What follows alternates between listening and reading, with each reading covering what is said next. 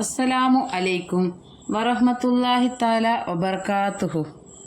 നിങ്ങൾ സുബഹിക്ക് മുമ്പ് ഉണർന്ന് വിശ്വാസത്തോടെ ഈ കാര്യം ചെയ്യുക.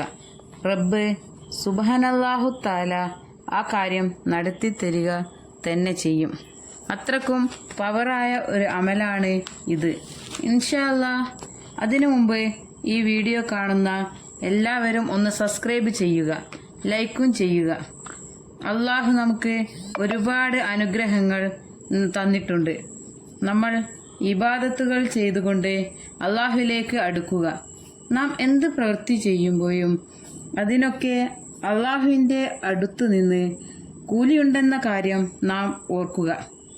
ഒരു ഭക്ഷണം പാചകം ചെയ്താൽ പോലും അതിൻ്റെ ആദ്യത്തിൽ ബിസ്മി ചൊല്ലി അതിൻ്റെ കൂലി അള്ളാഹുവിനോട് ചോദിച്ചാൽ നമുക്ക് കിട്ടും. അതാണ് ഇസ്ലാം.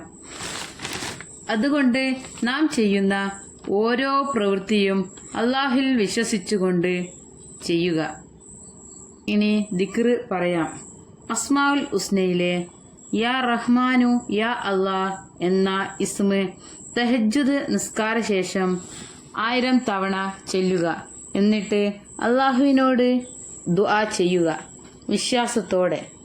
അത് ലഭിക്കും ഉറപ്പ്. ഇല്ലെങ്കിൽ അതിൻ്റെ കൂലി നാളെ പരലോകത്ത് നിന്ന് കിട്ടും ഇൻഷാ അല്ലാഹ്.